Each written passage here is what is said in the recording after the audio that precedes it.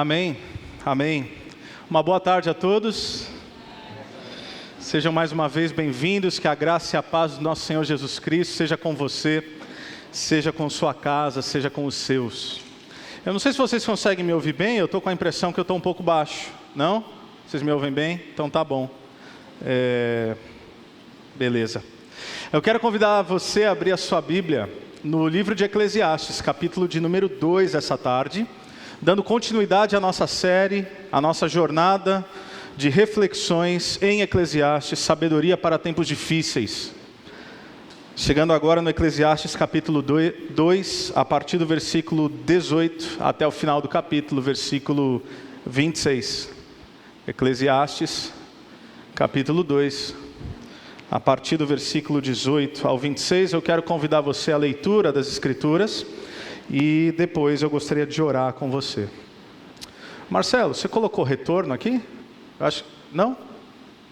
Se tiver com retorno, acho que pode tirar um pouco. Tá bom, ok. Sou eu que estou meio chato hoje, né? Se para você está bem, está ótimo. Tá diferente, não tá? Tá estranho. Então eu não sou tão chato assim. Eu sou, mas olha aí, tá vendo? Vamos lá, som. É isso que dá chegar em cima da hora. Eu sempre chego mais cedo, eu testo o microfone, testo na minha voz. Marcelo, eu confio em você, viu? Eu sei que vai ficar bom, porque ainda não tá, mas eu confio que vai ficar. Quem sabe assim, com a oração a coisa fica boa.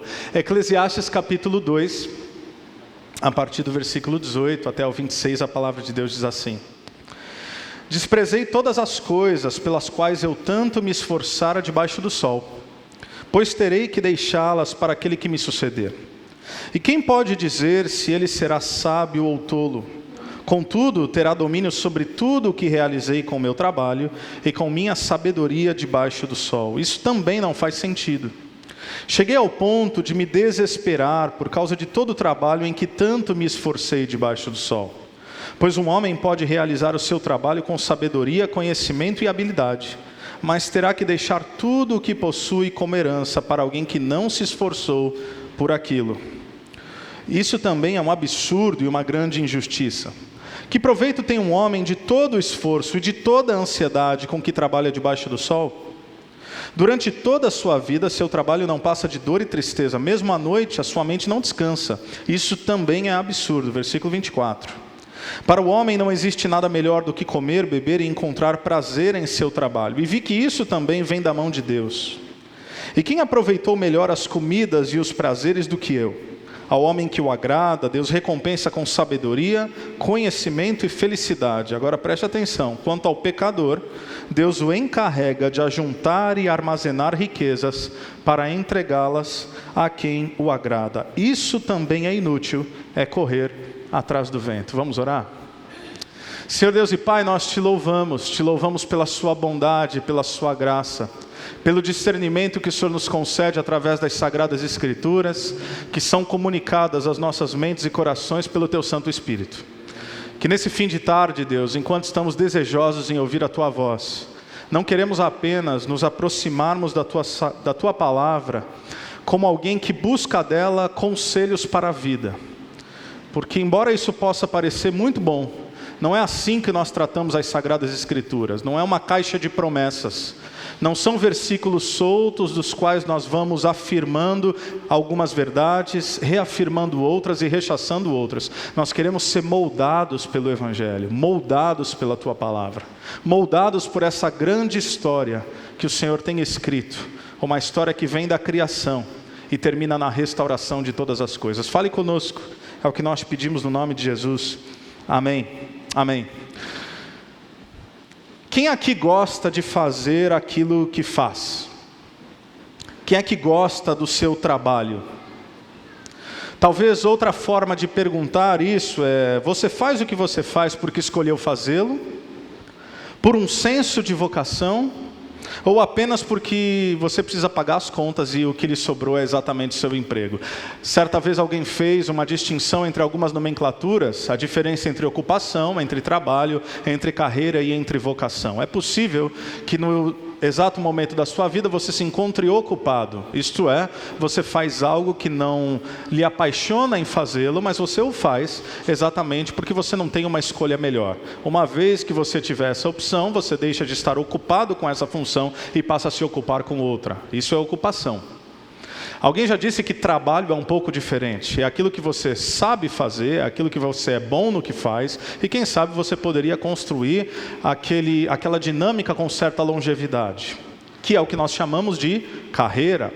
Ou seja, não apenas você faz o que você faz, porque você gosta de fazer e você faz bem aquilo que faz, mas se possível você gostaria de passar a sua vida fazendo exatamente aquilo. Você desenvolve uma jornada de carreira. Mas vocação é quando você faz o que faz, ganha para fazê-lo, você é bom no que faz, é apaixonado pelo que faz, você pagaria para fazer o que faz, porque você entende que você nasceu para fazer exatamente aquilo. Quando você encontra no trabalho o exercício da sua vocação, essa sem dúvida é o melhor dos mundos.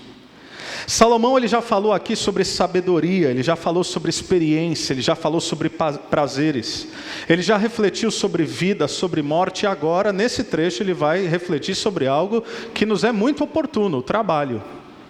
Por que fazemos aquilo que fazemos? Ou, como escolhi como título dessa mensagem dessa tarde, por que é então que trabalhamos tanto? A questão não é se trabalhamos duro, a questão é por que trabalhamos da maneira como trabalhamos. Qual é a razão? Por que e para quem? Quem sabe esse texto, ou ao menos algumas expressões que eu vou sublinhar aqui, nos ajude a refletir sobre essa temática tão importante para cada uma das nossas vidas. Falar sobre o trabalho é interessante porque no mundo pagão e na antiguidade o trabalho era visto de modo negativo. Ainda hoje, de certa forma, você vai concordar comigo, nós carregamos alguns estigmas que maculam a ideia do trabalho. Por exemplo, não sei se você sabe, mas trabalho vem do latim tripalium. Tripalium significa 3 palitos. Talvez você já tenha visto essa imagem. Imagine um poste de madeira com outros 2 postes de madeira cruzados exatamente assim.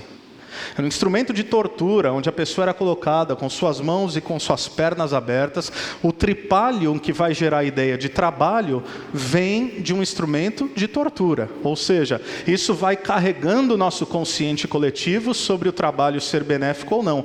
Uma outra expressão latina, labore, que vem essa ideia de labuta, trabalho árduo, trabalho prolongado, também não é uma expressão tão positiva assim. É interessante, já falei isso aqui várias vezes, porque é que nós chamamos de happy hour, a hora feliz, exatamente às sexta-feiras às 18 horas e não segunda às 8 horas da manhã.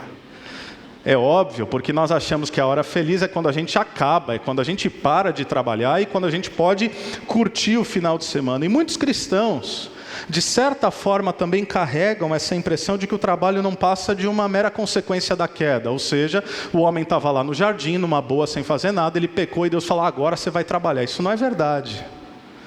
Trabalho, na narrativa bíblica, é uma bênção concedida por Deus, que precede o pecado. Nós já falamos inúmeras vezes, o trabalho ele precede a queda, porque quando você olha os relatos do Gênesis 1 e Gênesis 2, no princípio houve trabalho. O que seria a semana da criação, se não uma semana onde Deus se envolve ativamente no trabalho da criação? Então Deus é um Deus que trabalha, Gênesis 2, 1 e 2, mas Deus é um Deus que se alegra no seu trabalho, porque após cada dia de criação, Ele se alegra dizendo, e viu Deus que era bom. Nada melhor do que estar satisfeito com a obra das suas mãos. Chegar no final do dia com aquele senso de satisfação e dizer, finalmente, hoje foi um dia produtivo. Hoje eu tive bons relacionamentos, hoje eu fechei bons negócios, hoje eu fiz bons atendimentos, ou hoje eu produzi algo do qual eu me orgulho. Deus é um Deus que trabalha, mas Deus é um Deus também que se alegra em seu trabalho. E mais do que isso, além de trabalhar e alegrar-se no seu trabalho, o nosso Deus é um Deus que nos convida a trabalhar com Ele. De modo que Ele olha para os nossos primeiros pais, Adão e Eva, e diz, cuidem do jardim, cultivem o jardim. Adão, dê nome aos animais. Desfrute de tudo aquilo que eu criei. Então, muitas vezes, a nossa visão equivocada do trabalho é a falta de uma teologia mais robusta, daquilo que os teólogos vão chamar de uma teologia da criação. Quando nós entendemos efetivamente o que é Gênesis 1 e 2, nós podemos entender muitas outras coisas que sucedem em Gênesis 1 e 2. O próprio apóstolo Paulo, no Novo Testamento, ele vai afirmar positivamente que aquele que não trabalhar também não coma. Daí, quem sabe, surge uma expressão popular, que o trabalho dignifica o homem. Dá para entender, é uma expressão um tanto equivocada, mas dá para entender o que se quer dizer. Tem gente que pensa que é versículo. Porque não é o trabalho que dignifica o homem, é o homem que é digno à imagem e semelhança de Deus e, portanto, trabalha como Deus trabalhou. Interessante que, embora o trabalho seja uma bênção concedida por Deus desde o princípio, ele pode, na nossa vida, ganhar contornos um tanto equivocados. Afinal, o que era uma tarefa bela e prazerosa tornou-se mais difícil. Aí sim entra a queda. Porque se é verdade que o trabalho precede a queda, é verdade também que o trabalho se torna mais difícil depois da queda. Porque as árvores davam frutos, a terra produzia. A partir do pecado, Deus fala, agora a terra vai dar ervas daninhas. Agora, com o suor do seu rosto, você vai ter que comer do seu pão. Aquilo que frutificava facilmente se torna agora objeto de exaustão.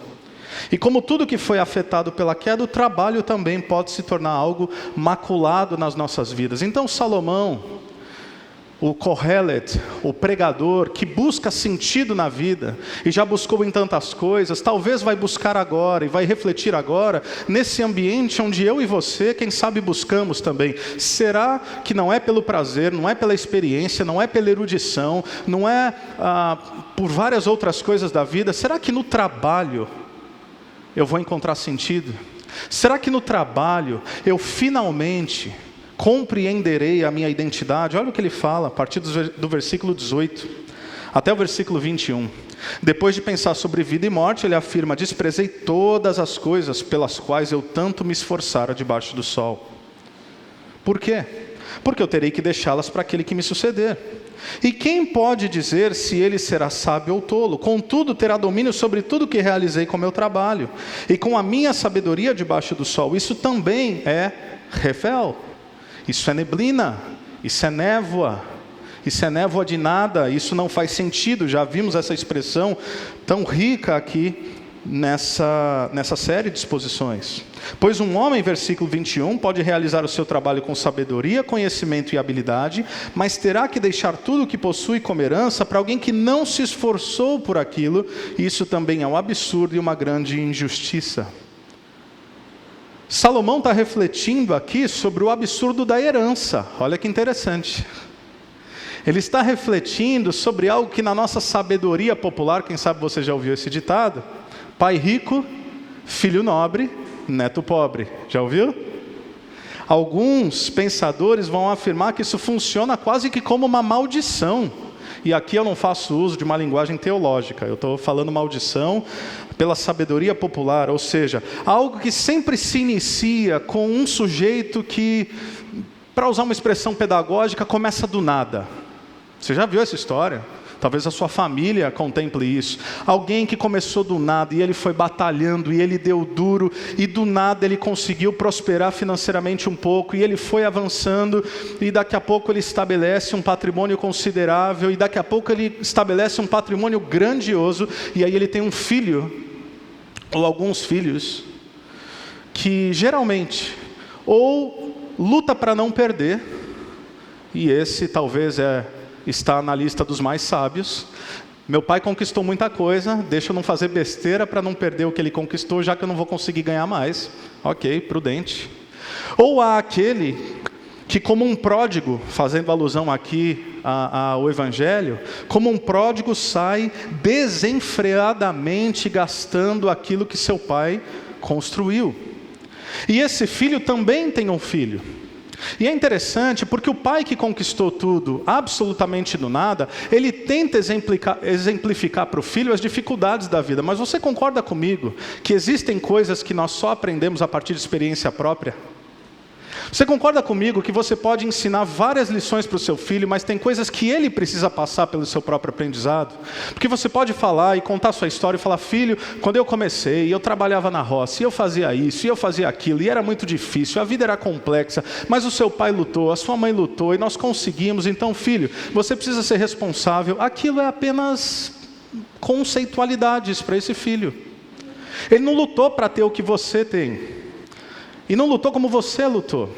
E porque ele já não experimentou isso, muito provavelmente, e isso é muito comum na nossa geração, de modo que parece que Salomão está escrevendo assim, semana passada, o que acontece é que esses filhos, que sucedem esses pais, geram agora sobre os seus filhos, isto é, os netos, uma dinâmica quase que diabólica, de transferência de conceituações que são inexistentes. O que eu quero dizer com isso?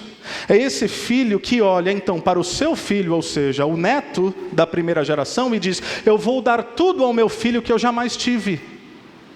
Eu nunca direi não para os meus filhos, porque eu não quero e eu não admito que eles sofram o que eu sofri. Continue assim e você criará um monstro.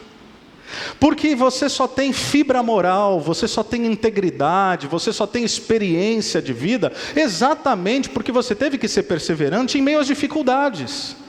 Se você quiser poupar o seu filho de todas as dificuldades, o que Salomão está propondo aqui, de fato há de acontecer. Porque Salomão é um homem sábio, é um homem íntegro, é alguém que governa o seu reino com sabedoria, mas nós já falamos aqui, o seu filho já de imediato, não é o seu neto, uma geração depois, já destrói o reino. Um reino que é formado por 12 tribos se torna um reino de 2 tribos, porque as outras 10 vão para o norte e se separam. Em uma geração já é quase que perdido na totalidade aquilo que Salomão havia feito. O rei Davi foi um grande rei guerreiro que conquistou, o rei Salomão foi um rei de paz, e o seu filho é aquele que perde tolamente aquilo que havia sido conquistado anteriormente. Eu me lembro de uma história, um pastor contando, em um casal que vivia um certo conflito. E esse homem busca o pastor para aconselhamento, juntamente com a sua mulher. E ele admite algumas das suas complexidades e algumas das suas lutas. Por exemplo, esse homem viajava muito, era um homem de negócios, tinha uma vida muito boa, financeiramente falando.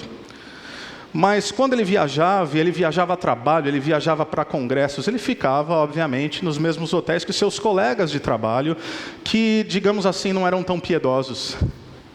E que, digamos assim, faziam coisas que homens casados não deveriam fazer com outras mulheres.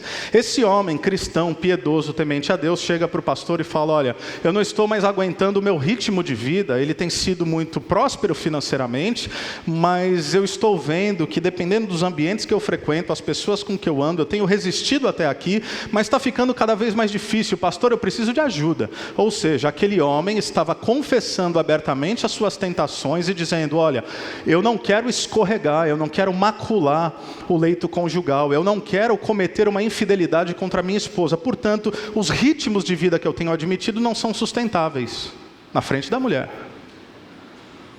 Ele não está confessando um pecado, ele está confessando a tentação antes dela tornar-se pecado. Sabe qual é a resposta da mulher? O pastor vira para ela e fala: e aí, minha filha, o que você tem a dizer diante disso? Essa mulher vira para o pastor e fala: eu já falei para ele que filho meu não estuda em escola pública. O que essa mulher está dizendo? Não importa o que você faça fora de casa, desde que você estabeleça com o seu trabalho um padrão de vida que me sustente plenamente. Parece que Salomão escreveu ontem. Parece que Salomão está falando para a gente, e de fato está. Existe um fator psicologicamente problemático no que diz respeito aos pais que fazem de tudo para os filhos não passarem pelos seus próprios dilemas. E Salomão então nos convida a essa reflexão, porque muita gente não ousa parar para refletir sobre essas coisas. Quando foi a última vez que você refletiu sobre seu trabalho, sobre sua carreira, sobre sua vocação, sobre seus ritmos de vida, sobre suas horas de jornada de trabalho, o quanto disso é produtivo, o quanto disso é efetivo, o quanto disso é sustentável? Lembre-se que desde a primeira semana, a proposta aqui de Salomão é nos fazer pensar. Não necessariamente ele há de responder todas as nossas angústias, mas ele nos coloca diante do espelho e nos faz refletir sobre o que é a vida. Porque se eu perguntasse, numa audiência como essa, obviamente eu teria respostas distintas, mas eu acho que basicamente vocês diriam mais ou menos a mesma coisa. Se eu perguntasse, por que você trabalha tanto da maneira como você trabalha? Ou por que você, na sua juventude, para aqueles que são um pouco mais experientes e estão começando a tirar o pé, por que você fez tanto? Por que você trabalhou tanto? Por que você levou esse ritmo de vida? Talvez uma resposta óbvia seria, porque eu preciso, porque a gente precisa trabalhar. Eu não sei que mundo você vive, eu não sei se porque você é pastor você fica meio alienado, fica com essas filosofias aí, mas assim, as pessoas trabalham. Ok, resposta faz sentido. Mas para que você trabalha? Óbvio, para ganhar dinheiro. Mas para que você quer ganhar dinheiro? Óbvio, para ter uma vida melhor. Para que você tem uma vida melhor? Óbvio, para trazer um pouco mais de dignidade à minha família. E para que você quer trazer um pouco mais de dignidade à sua família? Para dar uma educação de qualidade aos meus filhos. E para que você quer dar uma educação de qualidade aos seus filhos? Para que eles tenham um bom emprego depois de entrar numa boa faculdade. Para que eles precisam entrar numa boa faculdade para ter um bom emprego? Porque eles precisam ganhar dinheiro. E começa tudo de novo. Nós estudamos para entrar numa boa instituição, para nos formarmos, para ganharmos dinheiro, para ter uma vida melhor, para dar uma vida melhor para os nossos filhos, para eles estudarem, para eles entrarem numa boa instituição, para eles terem um bom emprego, para eles ganharem dinheiro, para eles poderem dar uma vida de qualidade para os seus filhos. E é por isso que Salomão está dizendo, não há nada de novo debaixo do sol. Eu estava com amigos ontem à noite, e esse amigo muito querido disse o seguinte: gente, eu tenho a consciência de que de fato eu alcancei um estilo de vida significativo. E aí foi muito interessante ouvi-lo dizer o seguinte: agora que eu cheguei lá, eu posso dizer, não é isso que preenche. Dinheiro não traz felicidade. Ter a carreira mais produtiva não é o que te satisfaz. E aí ele teve o cuidado de dizer, eu sei que se eu falar vocês não acreditam. Eu sei que vocês precisam também chegar lá, correr tudo isso, para conquistar o que eu conquistei, para depois dizer, não é verdade? Ele estava certo, não preenche. O que Salomão está dizendo é isso. Eu sou o mais sábio, eu sou o mais rico, eu sou o mais poderoso, eu sou o mais erudito, eu sou o mais famoso, e eu estou dizendo, o sentido da vida não está nessas coisas. Por isso que ele vai dizer no versículo 22, que proveito tem um homem de todo o esforço, de toda a ansiedade com que trabalha debaixo do sol. Versículo 23, durante toda a sua vida, perceba, ele faz um diagnóstico de jornada. Durante toda a sua vida, seu trabalho não passa de dor e tristeza. Mesmo à noite, a sua mente não descansa. Isso também é absurdo. É alguém que tem experiência de vida, não é uma retórica. Não é um sujeito que está filosofando a partir da sua miséria existencial. É alguém que, para usar a expressão dos nossos dias, abre aspas, chegou lá. E de certa forma me parece que ele está fazendo uma leitura da vida a partir dos nossos ciclos. Por exemplo, imagine você no início da sua jornada profissional. Alguns já passaram dela, outros estão exatamente nela e outros estão começando a entrar. A fase onde existem sonhos, onde existe vitalidade, onde existe desejo de desenvolvimento pessoal e a gente dá o gás. E a gente dorme pouco, e a gente trabalha muito, porque nós temos sonhos, porque nós queremos uma casa, porque nós queremos um carro, porque nós queremos viajar, porque nós queremos ter filhos, e para ter filhos a gente precisa ter dinheiro, então a gente vai entrando nessa roda. E essa realidade, quem sabe, olhando por um aspecto positivo, humanamente falando, ela avança. E nesse avançar da vida, depois de alguns anos, a sua jornada é marcada por algumas conquistas. Mas também, como vai dizer no versículo 22, ela começa a ser marcada por rotina. Ela começa a ser marcada por cansaço.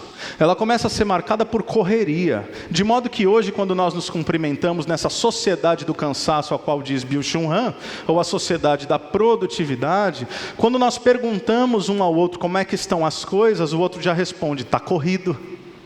Porque se eu não responder que está corrido, se eu não tiver cara de exausto, se eu não estiver me matando a exaustão, parece que eu não entendi o jeito de ser dessa vida, parece que eu não sou gente do jeito que tem que ser, porque para viver nessa sociedade de vitoriosos e derrotados, eu tenho que superar a muitos. Está corrido. E isso causa ansiedade, Salomão está falando, isso causa estresse, isso causa noite mal dormida.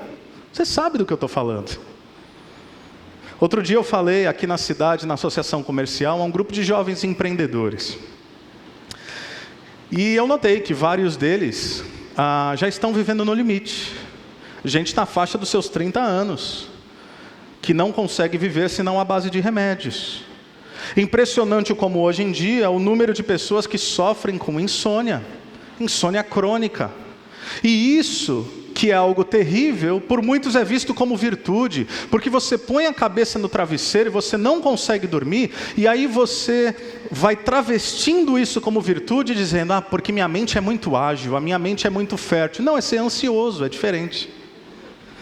É que você não consegue descansar.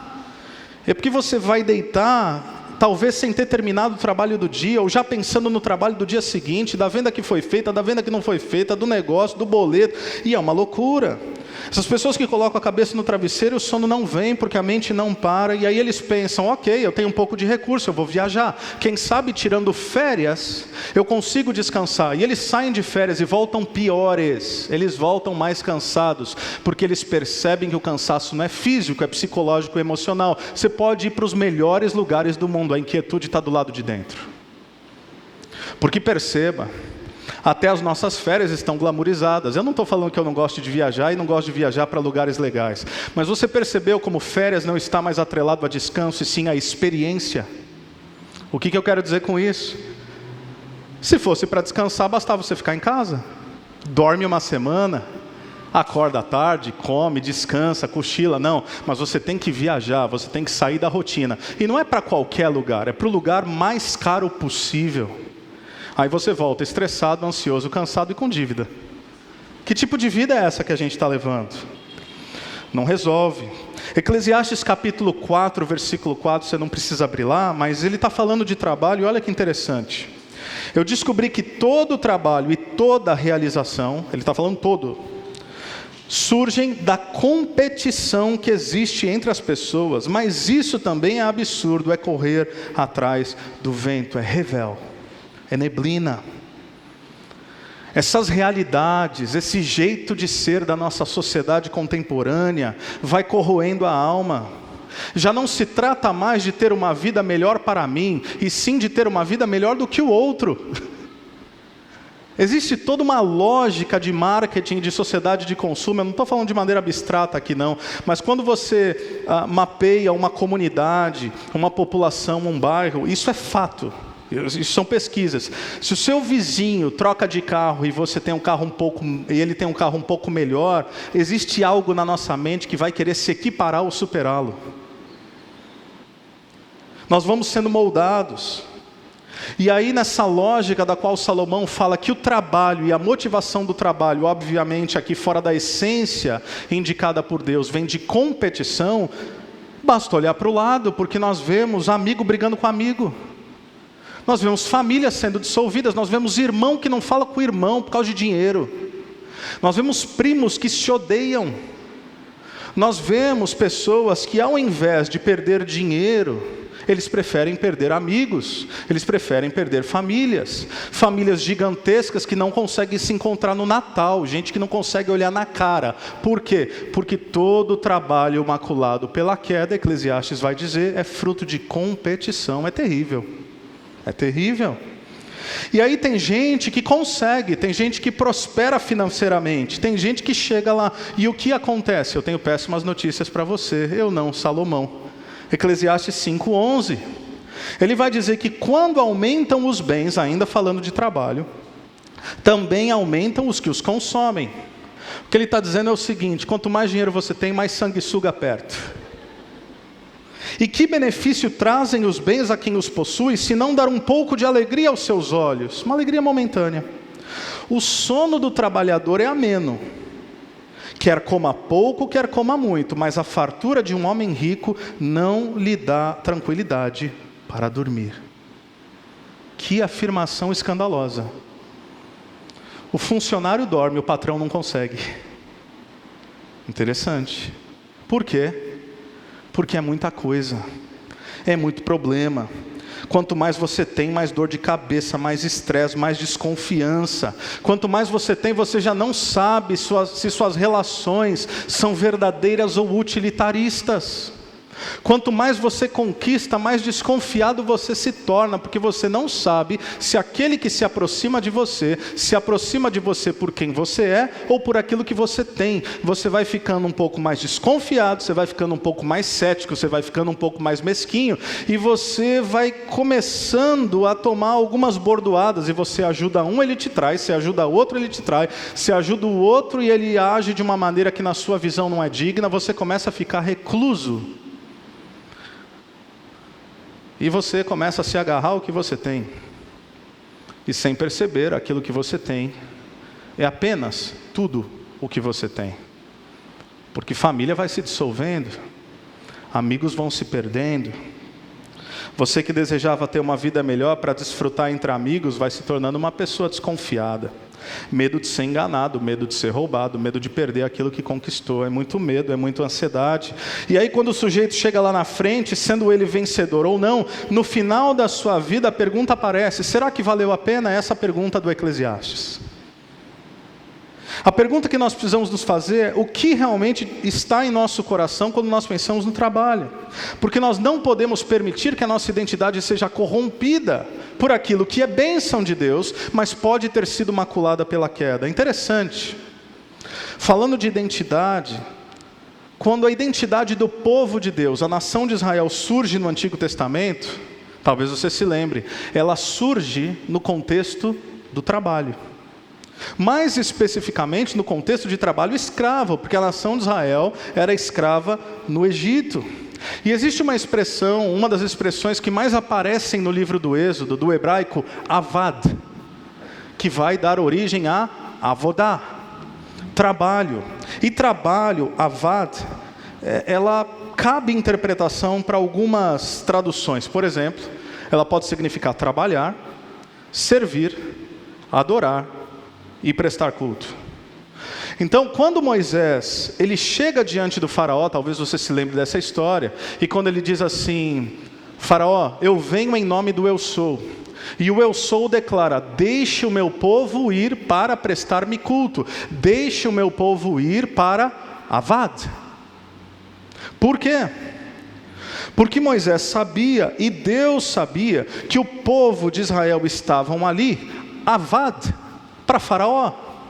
Então eles estavam trabalhando para faraó, eles estavam sendo escravizados por faraó, eles estavam servindo faraó, e faraó estava debaixo desse conglomerado de divindades egípcias, de ídolos pagãos. Então, em certa forma, Deus não queria apenas libertar o seu povo de um trabalho escravo. Deus queria libertar o seu povo de uma consciência de adoração a deuses falsos. Então, tire o meu povo que trabalha para vocês e para esses deuses falsos e leve-os a uma realidade onde eles prestarão culto a mim, o Deus verdadeiro. Trabalho.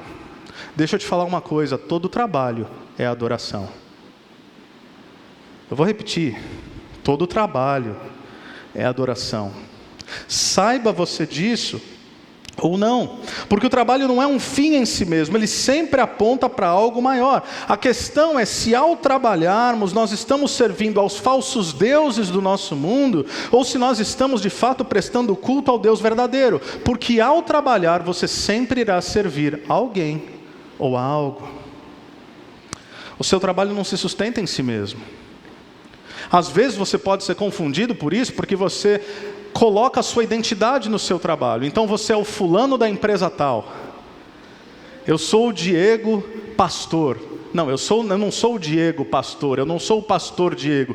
Eu sou o Diego, discípulo de Jesus, marido da Aline, pai do Noah, pai do Gael, amigo de um tanto de gente que por acaso serve o corpo de Cristo também enquanto pastor. Mas o meu pastoreio não define quem eu sou. Aquilo que me define são as mesmas palavras que pairavam sobre Jesus quando os céus se abriram e Deus falou sobre o Deus Filho, Deus Pai falou sobre o Deus Filho. Esse é o meu filho amado em quem eu me agrado. Jesus ouve isso antes de começar o seu trabalho, antes de começar o seu ministério. E nessa lógica meritocrática dessa sociedade que é traduzida também para a igreja, muitas vezes o que nós fazemos é que nós pensamos que Deus vai nos retribuir pelo nosso empenho, e não se revelar a partir da nossa consciência. A gente acha que quanto mais a gente trabalhar, mais a gente presta culto a Deus, e esse culto prestado um pouco equivocado vai fazer com que Deus me retribua. Por quê? Porque às vezes a gente não está trabalhando, a gente ainda está com a mente de escravo do egípcio, e com mente de escravo a gente acha que trabalha para poder ter alguma benesse, mesmo dentro de uma realidade que não faz nenhum sentido. Portanto, a pergunta é: você trabalha para quê? Ou mais do que isso, você trabalha para quem? A quem nós iremos oferecer aquilo que nós fazemos e aquilo que nós somos? Por exemplo, pode parecer uma realidade completamente descolada, mas quando você não é capaz, por exemplo, de ser generoso na vida, não é tão simples, porque quando a gente fala de generosidade, sobretudo sendo um pastor e a partir do púlpito, o que vocês pensam? Ah, dá dinheiro para a igreja, já entendi. É muito mais do que isso. É muito mais do que dar dinheiro para a igreja. É muito mais que auxiliar os pobres. É muito mais do que cruzar a rua e ver pessoas em necessidade, estender a sua mão, ou enviar uma oferta para um outro lado do mundo, como nós acabamos de fazer. Também não é ser tão reducionista como simplesmente chamar de avareza, embora isso seja verdadeiro. No fundo, aquele que não consegue ser generoso, ele não consegue ser generoso porque ele serve a outro Deus, a qual Jesus chamou de Mamon. Interessante que quando Jesus ele fala sobre Deus e dinheiro, ele faz algo que ele não faz em nenhum outro lugar dos evangelhos. Ao dinheiro elevado ao status de divindade, ele concede nome, e o nome desse falso Deus é Mamon. Os nossos antigos pais, a nação de Israel, serviam aos deuses egípcios mesmo sem saber, porque estavam debaixo daquele jugo. E nós, embora libertos, às vezes ainda temos a mentalidade de escravos, porque servimos aos deuses, falsos deuses dessa cultura. No fundo, quando nós não somos generosos, o que acontece é que nós pensamos que o dinheiro é nosso, porque é o dinheiro a quem servimos.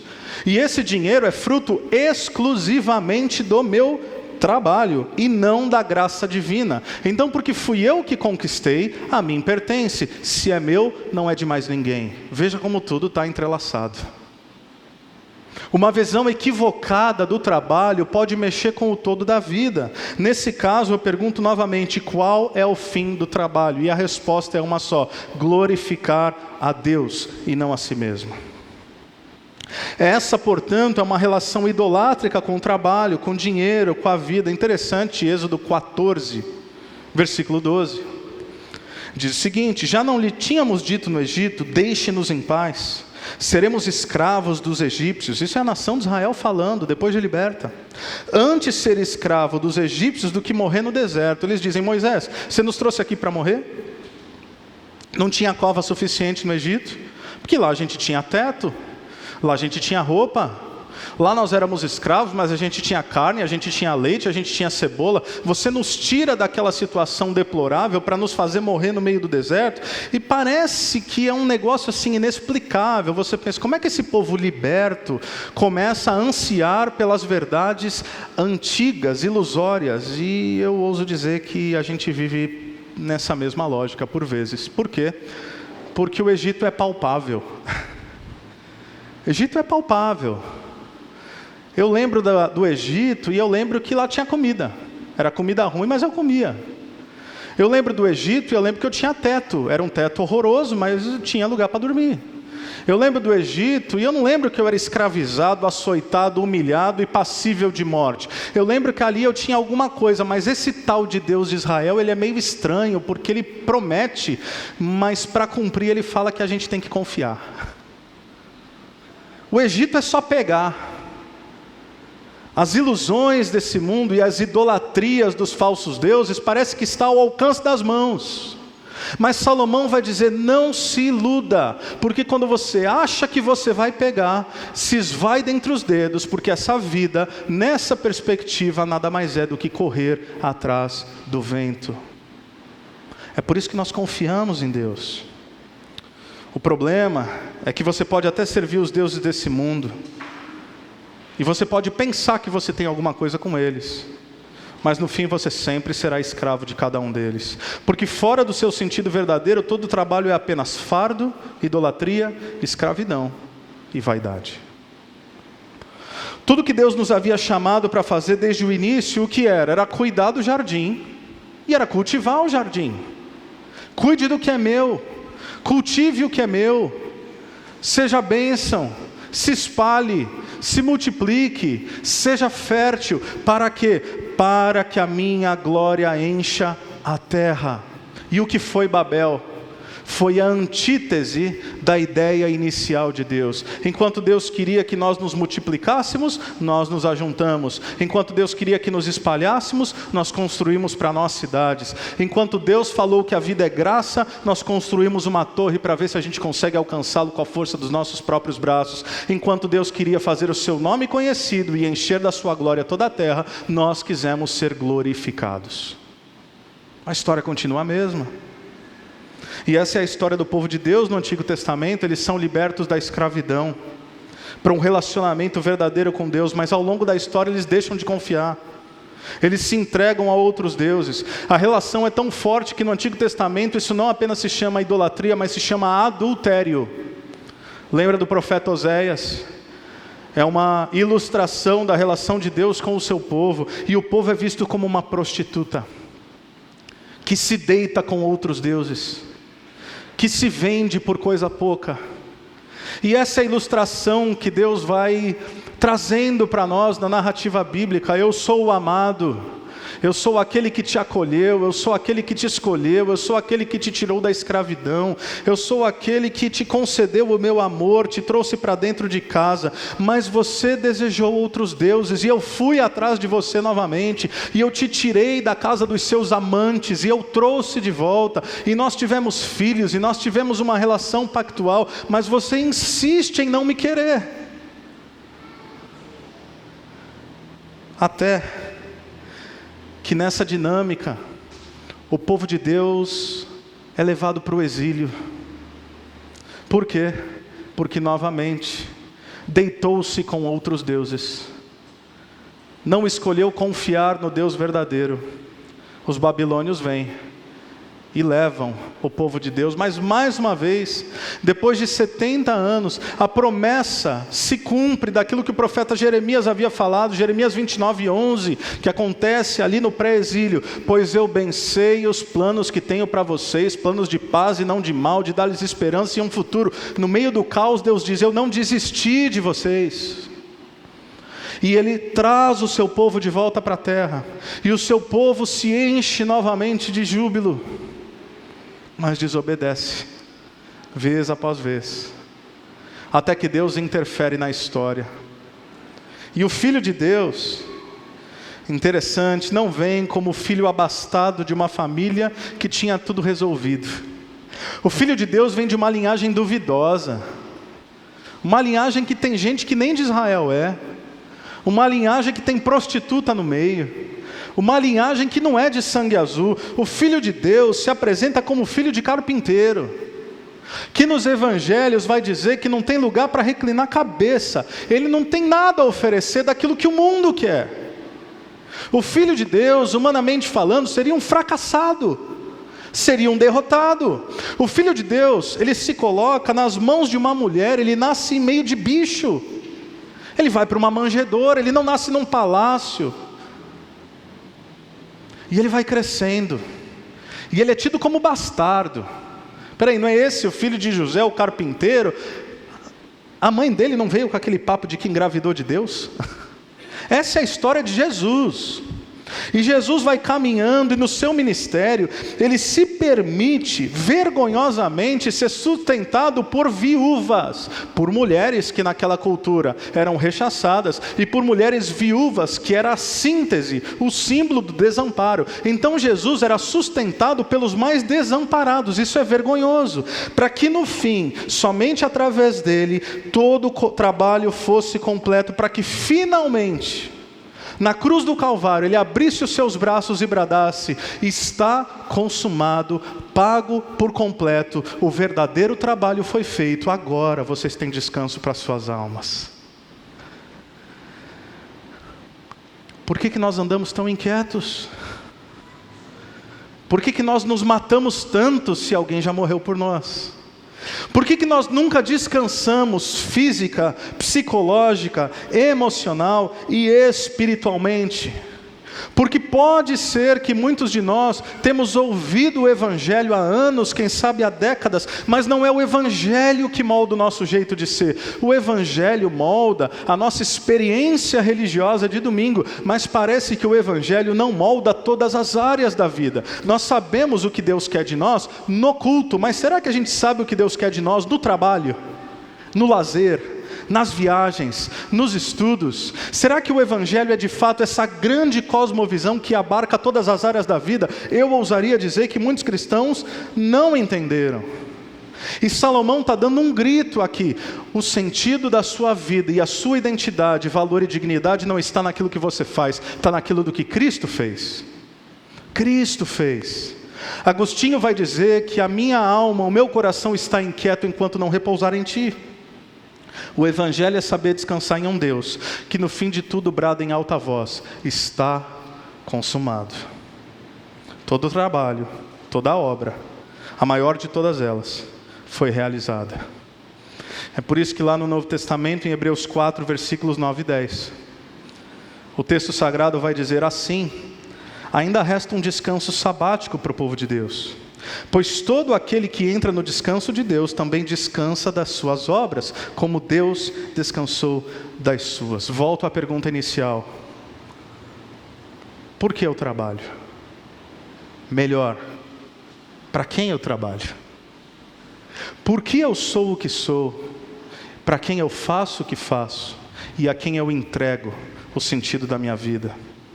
Porque quando nós somos moldados pela cultura, nós vivemos uma espécie de esquizofrenia, como eu disse, de modo que em algumas áreas da vida eu aplico o Evangelho, mas outras não. E eu caminho para o encerramento com uma expressão muito conhecida de um neocalvinista, ou neocalvinismo vem mais ou menos a partir dele, Abraham Kuyper. Ele dizia: não há 1 centímetro quadrado sequer em toda a existência humana na qual Cristo, que é soberano sobre tudo, não clame: é meu. Deus não quer parte da sua vida. Deus não quer sua experiência religiosa dominical durante 1h30. Deus quer tudo, ou Ele não terá nada. Deus quer o seu trabalho. Deus quer o seu recurso. Deus quer o seu lazer, Deus quer a sua família, porque no fim, o que Deus quer é o seu coração. Amar a Deus de todo o coração, com toda a força, com todo o entendimento. Essa é a síntese do Evangelho, ou seja, ou o todo da nossa vida é moldado pelo Evangelho, e isso inclui o trabalho, ou nós temos que repensar a nossa caminhada. Porque existe sim o caminho ilusório da escravidão, mas existe o caminho de compreender que aquilo que a gente faz, o nosso jeito de ser gente, só pode ter sentido se for feito por Deus, através de Deus e para Deus. A minha oração é que a gente saiba ressignificar o trabalho. Que quando você acordar amanhã e sair da cama, você se lembre para quem você trabalha, por que você trabalha. E porque você trabalha naquele que já concedeu e constituiu e trouxe a consequência toda a sua obra, hoje você tem descanso para a sua alma. Você tem descanso em Deus. Amém? Vamos orar. Senhor Deus e Pai, nós te louvamos pela sua graça e bondade. Te louvamos pela sua infinita misericórdia que vai moldando as nossas vidas e nos vai trazendo sentido, nos vai trazendo plenitude. Deus, que o Senhor não alcance apenas as nossas cognições, que o Senhor não alcance apenas o nosso intelecto, porque uma palavra como essa, ela não é apenas para nos fazer pensar, embora o seja, mas ela precisa mexer com os nossos afetos. Que haja encantamento com o Evangelho, Deus. Que haja uma percepção de que o Cristo, que se esvaziou de todas as coisas, se fez presente na sua boa obra, obra perfeita e obra consumada, para que hoje, independente das adversidades e complexidades da vida, pudéssemos ter descanso, esperança e futuro. Abençoa o teu povo nessa sociedade esquizofrênica, nessa sociedade cansada e cansada à exaustão. Nos livra de uma consciência de escravidão e nos dê uma mentalidade de filhos.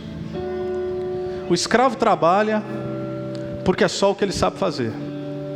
O filho não trabalha pela recompensa, mas trabalha pela consciência da sua identidade. E não é para ser retribuído, é para ser agradecido ao seu Pai amoroso. Que esse seja o sentido do nosso trabalho, no nome de Jesus. Amém. Amém.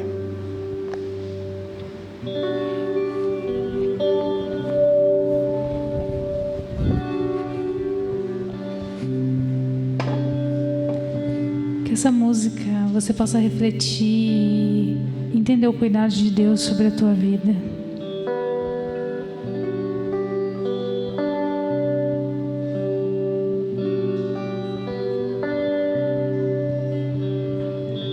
Não tenha sobre ti um só cuidado, qualquer que seja, pois somente seria muito para ti. É meu, somente meu, todo o trabalho, e o teu trabalho é descansar em mim. É meu, somente meu, todo o trabalho, e o teu trabalho é descansar em mim.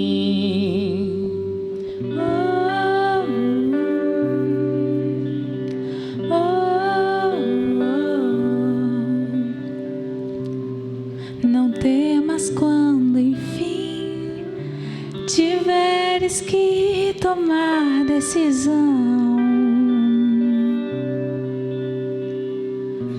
Entrega tudo a mim, confia de todo o coração.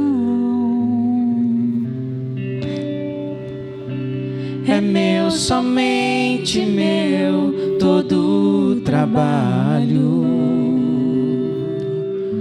e o teu trabalho é descansar em mim.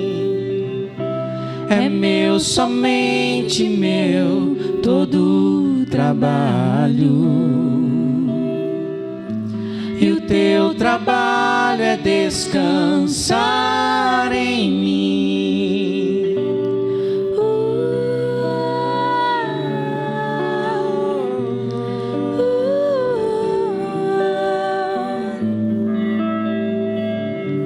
Descansar em mim. É meu, somente meu, todo o trabalho, e o teu trabalho é descansar em mim. É meu, somente meu, todo o trabalho, e o teu trabalho é descansar em mim.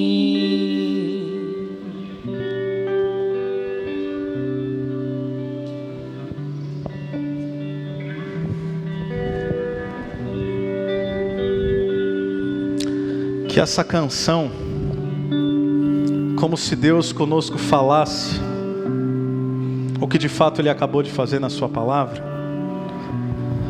pudesse ser acolhida nos nossos corações.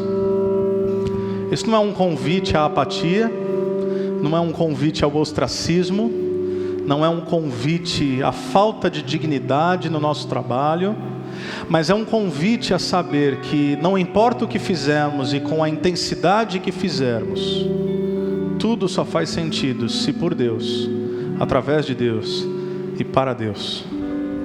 Nosso trabalho é descansar nele. Que verdade magnífica.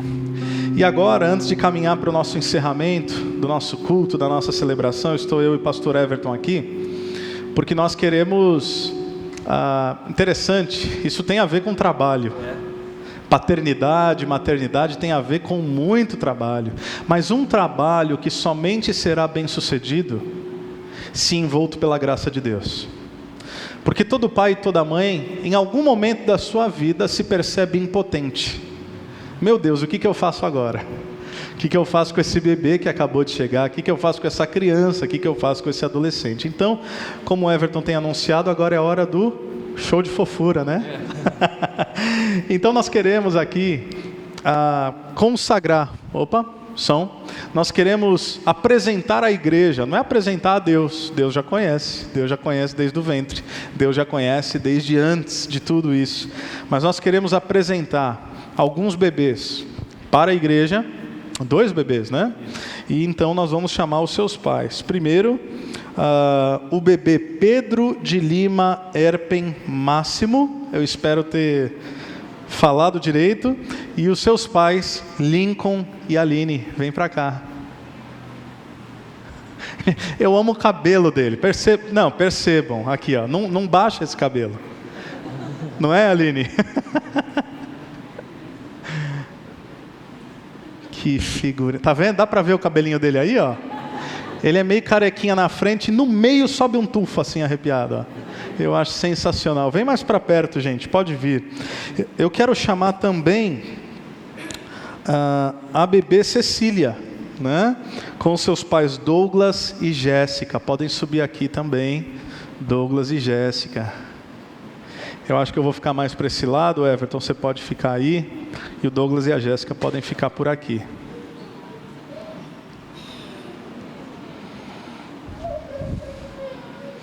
E aí, meu?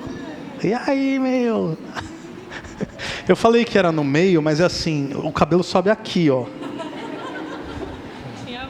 Tinha mais? Maravilhoso. Venham para cá, gente. Pode ficar aqui, ó. E o Everton vai conduzir nas perguntas, no compromisso dos pais. Esse é um momento importante e eu gostaria que nós não encarássemos como um rito, mas como de fato um compromisso que vocês estão assumindo diante dos seus filhos. Porque eu me recordo assim do que a palavra de Deus nos diz, e quando o povo de Deus é liberto da escravidão egípcia, Moisés entrega os mandamentos. Existe um mandamento que se encontra entre os mandamentos de obediência e amor a Deus e os mandamentos de obediência e amor ao próximo, que é exatamente o mandamento: respeite o teu pai e a tua mãe. Quando é que essas crianças de fato vão aprender e ser homens e mulheres, um homem e uma mulher que de fato ame a Deus e ame o próximo? Quando é que nós vamos ter uma sociedade mais justa, de menos corrupção, onde pessoas não mintam, onde pessoas não defraudem, onde pessoas respeitem, onde pessoas cuidem, onde pessoas não roubem, onde pessoas não cobicem? Quando elas aprenderem em primeiro lugar a respeitar os seus pais e a sua mãe. Martinho Lutero diz que toda a desgraça dos povos e a prosperidade dos povos se encontra na família. É aqui que começa. O compromisso de vocês é um compromisso muito sério. Por isso eu gostaria de fazer a vocês 4 perguntas, e aí se vocês concordam com ela e assumem essa aliança, esse compromisso, vocês dizem sim, mas fala bem forte, assim, para todo mundo ouvir, tá bom? Está sendo gravado, tem bastante testemunha, a gente não vai esquecer. Exatamente. Que tem um povo que fala um sim aqui, e eles acham que eles estão enganando a gente, né? Exatamente. Você se compromete a trazer essas crianças para serem educadas na igreja de Cristo. Sim, aí o cara some. Então, se vocês sumirem, a gente vai atrás. Vai lá. Vocês creem que a mesma aliança que Deus fez com vocês como pais se estende também aos seus filhos? Sim. Pergunta número 2. Vocês se comprometem a orar por eles e com eles para que eles descubram o prazer da intimidade com Jesus? Sim. Terceira, vocês se comprometem a sempre trazê-los ao culto, para que eles conheçam a Deus em um ambiente comunitário? Sim. Por fim, vocês se comprometem a permanecerem unidos como casal, de modo a criá-los segundo os princípios de uma família cristã? Sim. Todo mundo ouviu, gente.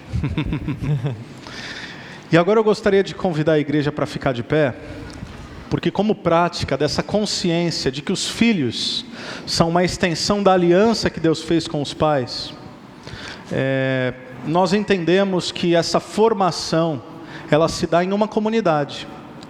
Então as perguntas que eu farei a vocês têm a ver com a nossa aceitação diante dessas famílias em dizer: vocês não estão sozinhos nessa. Vocês têm gente que ama vocês. Vocês têm uma comunidade de pais e de mães e de irmãos e de irmãs, de gente que está criando seus filhos e vão aprender junto com vocês, de gente que já criou seus filhos e vão auxiliá-los. Então eu queria perguntar à igreja: vocês recebem essas crianças como parte de nossa família da fé e como membros infantes da Calvary Campo? Sim. Vocês se comprometem a orar por essas crianças e a darem um bom testemunho da vida cristã para elas? Sim. E tem uma última pergunta, não é isso? Não, é isso aí. Não? Parece que eu tinha uma aqui. Eu vou fazer mais uma pergunta, então porque eu tenho aqui e eu quero fazer. Não, você já fez. Da aliança que se estende aos seus filhos. Isso, exatamente.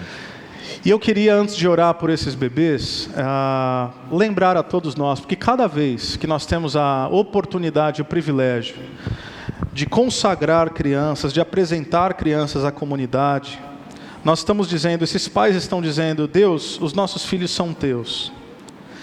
E eu não sei para você, mas eu como pai, eu tenho aqui a Aline como mãe, cada vez que eu lembro dessas perguntas, eu sou relembrado e exortado no Senhor. Então eu queria estender diante de vocês também essa exortação. Eu e o Everton, nós temos conversado, nós estamos um tanto assustados com o mundo, assustados com a sociedade, e assustados e solidários a muitos pais que têm vivido os dilemas com seus filhos dentro da nossa comunidade. Então, que em nome de Jesus, meus irmãos, a gente não está aqui para fazer culto.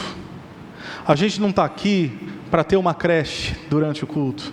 A gente está aqui porque a gente entende a importância de moldar os nossos filhos com o Evangelho no contexto de uma comunidade. Eu não posso dizer suficientemente o quanto isso é crucial. Lutem pelos seus filhos. Lutem pela fé dos seus filhos. Não como alguém que milita conceitualmente uma verdade, mas como alguém que, como diz o Provérbios, ensina no caminho.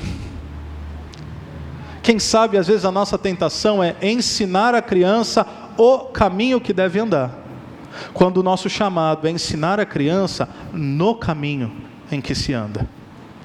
Que ao ver o nosso amor por Jesus, os nossos filhos possam também aprender a amar Jesus. Amém? Eu gostaria que você estendesse a sua mão aqui à frente. E eu quero orar por essas crianças lindas, clamando a Deus. E eu repito, vocês, pais, mães, contem conosco. Contem conosco, pastores, contem conosco uma comunidade que ama vocês e que quer ver essas crianças amando a Jesus e sendo ensinados no caminho do Senhor. Vai ter momentos em que vocês vão falar: meu Deus, o que eu faço? Deus vai dar graça. Deus vai dar sabedoria e Deus vai dar gente a vocês que vão auxiliá-los nesse processo. Fiquem firmes em nome de Jesus. Senhor Deus e Pai, nós te louvamos por essa oportunidade de apresentar diante da comunidade essas crianças, essas famílias que se apresentam e que clamam: esses bebês não são nossos, eles são teus, Deus, então usa-os para a tua honra, para a tua glória.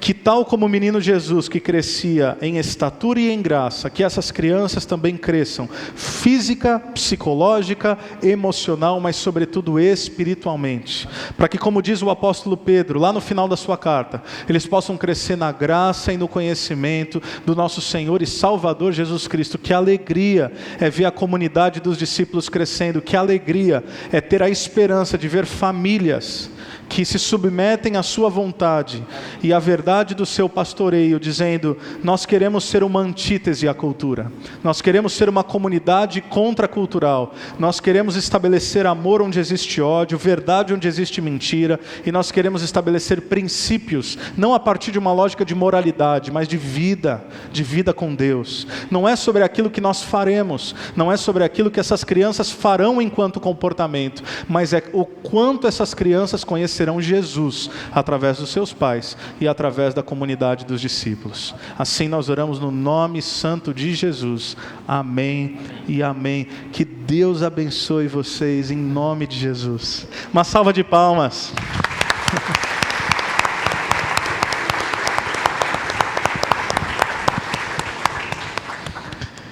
Eu queria, antes de nós impetrarmos a bênção, eu queria chamar um amigo muito querido que está nos visitando aqui com sua esposa, com sua família, e aí nós caminhamos para o encerramento, porque a gente bateu o horário agora. Queria chamar meu amigo Cassiano. Vem para cá, Cassiano. Eu queria recebê-lo com muito carinho. Uma salva de palmas.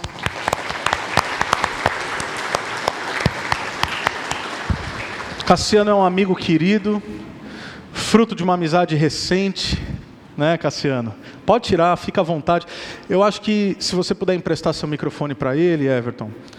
O Cassiano, além de pastor, além de missionário de campo, enfim, alguém que tem uma trajetória muito bonita com sua família, com seus 3 filhos que estão aqui, vieram nos visitar, e eu falei: puxa vida, que tempo oportuno, porque o Cassiano também é diretor executivo da Aliança Evangélica Brasileira. Ele é o responsável pela Aliança Evangélica Brasileira. E caso vocês se lembrem, nós levantamos uma campanha rápida. Essa semana eu queria que botasse na tela aqui, onde nós auxiliamos os irmãos da Ucrânia. Olha só, de domingo a sexta-feira nós levantamos R$ 8.488,30 para os nossos irmãos em Lviv, na Ucrânia, para alimentação, higiene, água, medicamentos. Por causa da generosidade de vocês, esse dinheiro já foi enviado para a Aliança, e essa semana, como resposta de oração, vai chegar na Ucrânia. Então, uma igreja que está aqui, no noroeste do Paraná, fazendo a diferença em outro lado do mundo. Eu queria só agradecer, Cassiano, a oportunidade que você está nos dando de fazer parte da missão de Deus no mundo, e fica à vontade caso você queira falar alguma coisa para os nossos irmãos. Peguei meio de surpresa. Eu que tenho que agradecer, né? Agradecer à igreja, aos pastores, os irmãos. De fato tem muitas, assim, eu estou muito surpreso, eu não estou surpreso, mas muito feliz de ver a quantidade de iniciativas, né? Que vocês devem estar acompanhando. Por todo o país, né, pensando no Brasil e sobretudo pela Igreja de Jesus, em socorro a não só aqueles que estão sofrendo com a guerra na Ucrânia ou lá na região toda do leste europeu, mas também uma série de tragédias que tem acontecido aqui no Brasil, né, seguidas, né? Nós tivemos as chuvas da Bahia em dezembro, com consequências muito sérias. Depois veio Minas Gerais, também foi terrível. Depois veio Petrópolis, que foi pior ainda, porque com muitos mortos, né? E uma situação muito complicada. Eu tive lá vários dias. Então, foi muito bom ver a Igreja de Jesus se mobilizando e socorrendo, enviando auxílio de todas as maneiras para as pessoas nesse momento. Então, uma palavra de gratidão à igreja por essa ação específica. Não sei se vocês viram também, a gente nem falou sobre isso, mas essa semana chegou um grupo grande de refugiados em Curitiba, né? Então, olha, também só, aqui no estado ucranianos? do Paraná, de ucranianos. Poxa, não sabia. Via a GKPN, que é uma organização, e também a Igreja Batista, né, de Curitiba. Então, assim, muitas ações e um desafio para continuarmos orando, né, por aqueles que sofrem.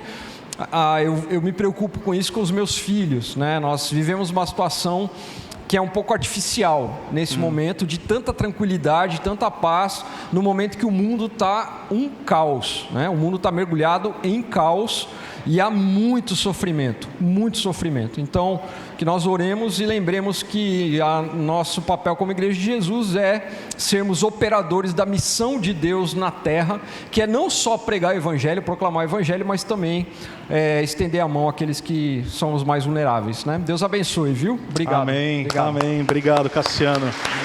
Deus te abençoe, meu irmão.